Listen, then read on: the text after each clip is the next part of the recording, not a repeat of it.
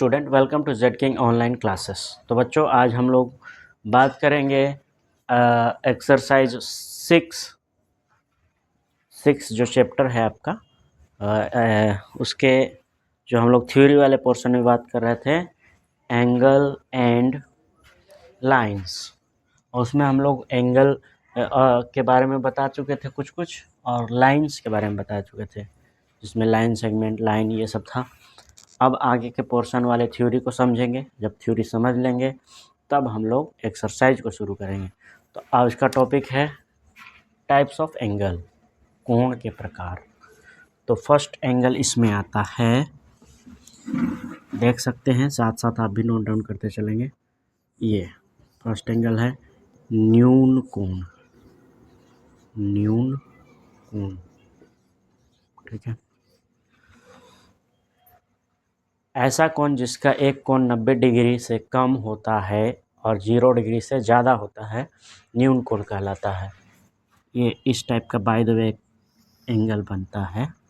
तो इसमें पहले ये समझ लीजिए कि एक सरल रेखा पर ये हाफ जो एंगल बनता है ये 180 का बनता है इधर, और इधर हाफ जो बनता है ये 180 का बनता है डिग्री का। अगर इसको बीच से एकदम स्ट्रेट लाइन खींच दिया जाए तो ये 90, 90, 90 और 90 में डिवाइड कर दिए जाएंगे। तो 90 से कम मतलब ऐसा एंगल बनेगा। समझाने के लिए पहले हमें समझा दिया। अच्छा, इस सब को क्वाड्रेंट बोलते हैं जब 90 90 में डिवाइड हो जाता है, चतुर्थांश। तो खैर ये सिर्फ समझाने के लिए था। अब देखते हैं हम लोग न्यून कोण में बता चुके 90 डिग्री से कम और 0 डिग्री से ज़्यादा। बाय द वे एक ऐसा एंगल बना है, इसका नाम है एक्स एंगल का, कुछ भी हो सकता है। तो डिफिनीशन का क्राइटेरिया ये होगा 0 डिग्री से बड़ा होगा एक्स एंगल और 90 डिग्री से छोटा होगा, तब हम लोग कहेंगे कि यह एक न्यून कोण है।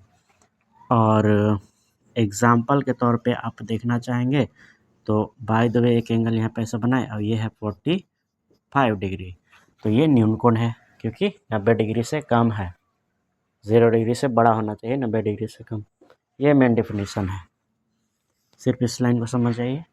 0 डिग्री से बड़ा होना चाहिए, 90 डिग्री से छोटा, न्यून कोण कहलाता है। चलिए दूसरे कोण के बारे में बात करते हैं। कोण, समकोण, दूर दूर लिखा हुआ है, समझ लेंगे। ऐसा कोण जिसका एक कोण 90 डिग्री का हो, कोई भी फिगर में अगर एक कोण 90 डिग्री हो गया यह समकोण कहलाएगा। और 90 डिग्री का यही सिंबल होता है, 90 डिग्री। बाय द वे अगर इसका हम लोग नाम रखें एस, तो एंगल एस ये एंगल का सिंबल होता है। एंगल एस ऑलवेज होना चाहिए 90 डिग्री के बराबर, ये समकोण कहलाएगा। 90 डिग्री का कोण समकोण। अगला कोण, नेक्स्ट, अधिक, ये हिंदी मीडियम वालों के लिए स्पेशली है, इंग्लिश मीडियम के लिए प्रॉपर इंग्लिश में वीडियो भी डालेंगे।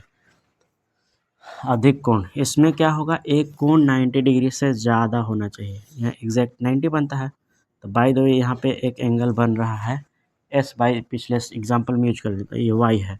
तो एंगल वाई क्राइटेरिया क्या होगा अधिक कोण के लिए कि ये आपका 90 डिग्री से बड़ा होना चाहिए, ठीक है, वाई, और 180 डिग्री से छोटा होना चाहिए।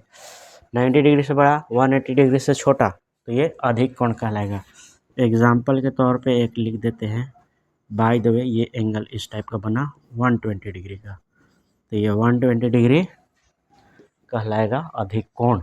90 से ज़्यादा है, 180 से कम है, अधिक कोण है। नेक्स्ट, रिजु कोण। अब रिजु कोण क्या होता है, सीधा सीधा एकदम सिंपल सा डेफिनेशन है, और बस एक बार समझिए कि रिवाइज हो जा रहा है आपका। जिसका एंगल टोटल 180 डिग्री का हो, यानी कि वह कोण जो एग्जैक्ट 180 डिग्री के बराबर हो जाए। बाय द वे इसका नाम अगर हम लोग रख देते हैं P, तो angle P equal to 180 degree हो जाए तो ये कहलाएगा रिजु कोण। 180 डिग्री वाले एंगल वाले कोण को रिजु कोण कहा जाता है। ओके, ये फिगर बना के रिजु कोण लिख देंगे, हो गया और क्या। नेक्स्ट बात करते हैं तो हम लोग का है प्रतिवर्ती कोण। बस एक दो टॉपिक और है, शॉर्ट में ख़त्म करते हैं। प्रतिवर्ती प्रतिवर्ती कोण, ठीक है। आप सुन के भी लिख सकते हैं प्रतिवर्ती कोण।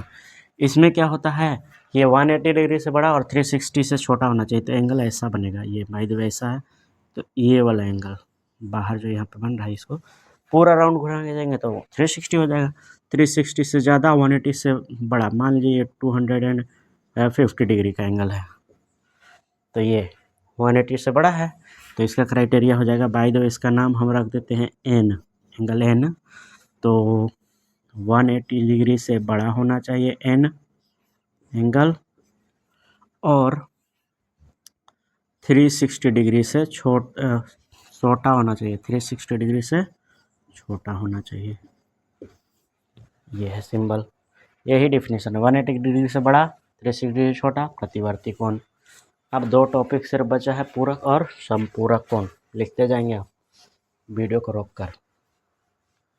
नेक्स्ट है पूरक कोण, एकदम शॉर्ट है, ये पहले भी थोड़ा बहुत आप लोग जानते होंगे। आप पूरक कोण, पूरक कोण तो ऐसा कोण का कॉम्बिनेशन जिसमें 2 कोणों का योग, मान लीजिए एक कोण ए है, एक एंगल बी है, ठीक है। तो जब ये दोनों यानी angle A plus angle B और जब जोड़ेंगे तो इन दोनों का एडिशन अगर 90 डिग्री आता है, तो ऐसे दोनों कोण के युग्म को पूरक कोण कहते हैं, यानी एंगल ए और एंगल बी पूरक कोण कहलाएंगे। बाय द वे एग्जाम्पल के तौर पे समझाना चाहें तो अगर एक कोण हो गया 30 डिग्री, ठीक है, तो दूसरा कोण कितना डिग्री होगा निकाल सकते हैं, यहीं पे देखेंगे। एंगल बी इक्वल टू हो जाएगा 90 degree minus angle A, angle A को हटाना है इसी में से, 90 डिग्री में से एंगल ए। अब 90 degree minus angle A 30 degree है, 30 डिग्री घटा दीजिए तो ये बच जाएगा 60 डिग्री, यानी ये एंगल आ गया 60 डिग्री। 60 एंड 30 कितना हो जाएगा, ऐड करके देख सकते हैं आप, 90। तो यानी कि ऐसे हो जाएगा, angle A plus angle B equal to 90 degree होता है, एंगल ए 30 डिग्री था प्लस एंगल बी 60 डिग्री आया, ठीक है। ये 60 है, 60 डिग्री, तो ये 90 डिग्री, अब दोनों को जोड़िए, 90 डिग्री इधर भी हो गया, 90 डिग्री इधर भी हो गया, तो ये सही है, पूरक कोण है ये। इसको आप स्क्रीन को रुका के ये लिख लेंगे पूरा सही। नेक्स्ट है समपूरक कोण, यहीं पे अगर हम सम लिख दें बिंदु लगाकर, तो ये बन जाएगा समपूरक कोण। उसमें क्या होता है, एंगल का ही कॉम्बिनेशन उसमें भी होता है, और लेकिन उसमें दोनों एंगल का योग 180 डिग्री होना चाहिए। तो अगर एक एंगल, इसको यहीं समझा देते हैं, एक एंगल ए है एक एंगल बी है, तो दोनों का योग कितना होना चाहिए, 180 डिग्री, यानी angle A plus angle B 180 degree होना चाहिए। एग्जाम्पल के तौर पर अगर ले एग्जाम्पल, तो एक एंगल अगर हम दे दिए, एंगल ए एक एंगल है 95 डिग्री का, तो दूसरा कितना होगा, तो एंगल बी इक्वल टू होता है 180 degree minus angle A, angle A हम बता दें कि 90 डिग्री दे दिए, 95 डिग्री दे देते हैं, सीधा सीधा ऐसे सान लगेगा, तो 180 डिग्री माइनस 95 डिग्री घटा दीजिए,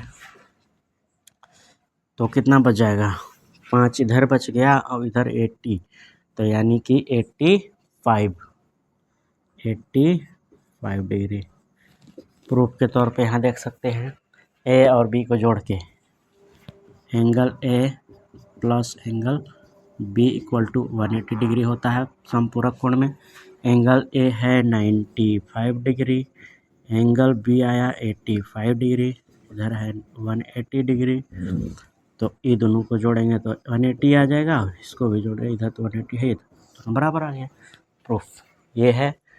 तो बच्चों आज की क्लास में इतना ही, इसको नोट डाउन कर लेंगे, और नेक्स्ट क्लास में हम लोग नेक्स्ट टॉपिक पे बात करेंगे, इसी एक्सरसाइज से रिलेटेड, इस चैप्टर से रिलेटेड, और उसके बाद हम लोग एक्सरसाइज शुरू करेंगे, तो बहुत आसानी से आप समझ पाएंगे। तो चलिए पढ़ते रहिए, मिलते हैं नेक्स्ट वीडियो में, till then take care, bye bye.